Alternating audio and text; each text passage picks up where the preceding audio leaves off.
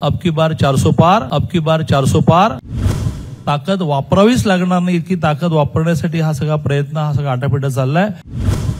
व्यासपीठावर उपस्थित राज्याचे मुख्यमंत्री माननीय एकनाथजी शिंदे, राज्याचे उपमुख्यमंत्री अजितदादा पवार, व्यासपीठावरील सर्व मान्यवर, मी सगळ्यांच्या नावाचा उल्लेख करणार नाही. याचं कारण एकनाथजींना, अजितदादांना सासवडला सभेला जायचं आहे. त्यामुळे व्यासपीठावर सर्व मान्यवर आणि प्रचंड मोठ्या संख्येने उपस्थित बंधू आणि भगिनींनो, मी आपल्याला एकच मुद्दा मांडण्यासाठी या ठिकाणी उभा आहे आणि जो खूप व्यावहारिक आहे की जर या महायुतीला महाराष्ट्रामध्ये हरवू शकेल तर महायुतीचा कार्यकर्ता हरवू शकेल. तो जर म्हणाला की नाही बाबा ते माझं अलीकडे फ्लेक्सवर फोटो छापत नाही, छोटासा छापतात, खाली लिहावं लागतं की मी कोण इतकं छोटा छापतात, बैठकीला निरोपच येत नाही, मग भाषणाला मला देतो म्हणत मग शेवटी म्हणतात की नाही आता जरा भाषणं जास्त झाली तुला देणार नाही. असं करून आपला कार्यकर्ता जर न्यूट्रल राहिला, काम करणार नाही असं झालं तरच महायुती हरू शकते. आता महायुती हरूच शकत नाही. परवा मी बारामतीला गेलो आणि पत्रकारांनी विचारलं की बारामतीची जागा जिंकाल असं तुम्हाला का वाटतं. मी तुम्हाला त्यांना पत्रकारांना उलटा प्रश्न विचारला की बारामती जागा हरू असं तुम्हाला का वाटतं. ते म्हणाले की जरा गणित सांगा. मी त्यांना असं म्हटलं की मागच्या वेळेला आमच्या कांचनताई कुलांना 5,31,000 मतं मिळाली.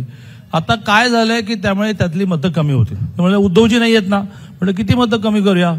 तर ते म्हणाले की 50,000. नाही म्हटलं उद्धवजी माझे मित्र आहेत, इतकं नाही, 1 लाख तर कमी उद्धवजी गेल्यामुळे होणार. ते म्हणाले बरं 1 लाख धरलं तर 4,31,000. पण आता अजितदादा आले तर त्यातून किती मतं जोडली जातील. तर ते मला म्हणाले तुम्हाला काय वाटतं. म्हटलं 1 लाख. काय म्हणाले कमाल करता, अजितदादांना एवढं कमी लागता 3 लाख मतं वाढतील. मग आता त्यांना गेल्या वेळेला 6,51,000 पडली होती. त्याच्यामधून अजितदादांची 3 लाख कमी झाली की 3,51,000 झाली. माझ्या मतातली उद्धवजींची 1 लाख कमी झाली तर माझी 4,31,000 झाली. तर 3 लाख दादांची वाढली. तर जिंकणार की नाही जिंकणार हे सांगायला लहान पोरगं पण लागत नाही हो. असंच एकेका जागेचं घ्यायचं म्हटलं की शिरूरमध्ये आमचे शिवाजीराव आढळराव किती मताने पडले. 40,000 50,000 पडले. आता ती मतं तर कुठे जात नाहीत. पण आता तेच किंवा उद्धवजी बरोबर नाही आहेत, चला लाख कमी देऊ. मग त्याच्यामध्ये अजितदादा जोडले की 2 लाख जोडू. आणि सगळ्यात महत्वाचं म्हणजे 1924 मोदीजीने केलेलं काम. असं एकेका सीटकडे आपण जात गेलो. बारामतीकडे, पुण्यामध्ये स्वर्गीय गिरीश बापटांना मताधिक्य होतं 3,23,000. तर ते कशामुळे कमी होणार आहे. उलट मुरली अण्णाने ज्या प्रकारे कोविडमध्ये काम केलं, पूर्ण कुटुंब कोविडमध्ये ऍडमिट असताना सुद्धा मुरली अण्णा हॉस्पिटलमधून लोकांच्या सोयी सुविधा बघत होता आणि मग मोठी यादी त्यांनी पुणे सांगितली. मग कशामुळे कमी होणार आहे. असं महाराष्ट्रातल्या एकेका सीट, चंद्रपूर जागा आम्ही हरलो होतो. कितीने हरलो, 14,000ने हरलो. ज्या प्रकारचं काम मधल्या काळात झालं त्याच्यात 14,000 भरून निघाले, ते 2,14,000 झाले. आणि त्यामुळे जर युतीचा कार्यकर्ता निष्क्रिय राहिला तरच आपण निवडणूक हरू शकतो. अदरवाईज महाराष्ट्रातल्या 48 पैकी एक जागा घेऊन मी कोणाही विश्लेषकाशी डिबेट करायला तयार आहे. म्हणून आपण सगळे एकत्र काम करूया. 400 जागा क्रॉस होण्यातून एक अशी ताकद निर्माण होणार आहे. माझे गुरु नेहमी मला सांगतात की ताकद इतकी वाढवा की जी वापरावीच लागणार नाही. त्यामुळे अशी ताकद निर्माण करतो आपण की जी वापरावीच लागणार नाही.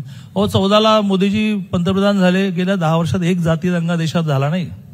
14ला मोदीजी मुख्यमंत्री झाले, देशात एकही बॉम्बस्फोट झाला नाही.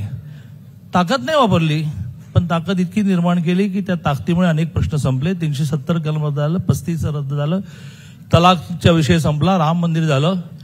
कुठे काही दंगा नाही, धोपा नाही, दगडफेक नाही, जाळपोळ नाही, काही नाही. ओनली 282, 303, अब की बार 400 पार. म्हणून मला असं वाटतं की अशी ताकद वापरावीच लागणार नाही इतकी ताकद वापरण्यासाठी हा सगळा प्रयत्न, हा सगळा आटापिटा चाललाय. मी आता अधिक वेळ न करता माननीय अजितदादांना विनंती करेन संदीपसी 1 मिनिट वाचून की त्यांनी आपलं भाषण करावं. देश विदेशातील प्रत्येक घडामोडींचे लाईव्ह अपडेट मिळवण्यासाठी आता साम टीव्हीच्या सर्व सोशल मीडिया प्लॅटफॉर्मला लाईक, फॉलो आणि सबस्क्राईब करा. तसंच सर्व नोटिफिकेशनसाठी बेल आयकॉन प्रेस करायला विसरू नका.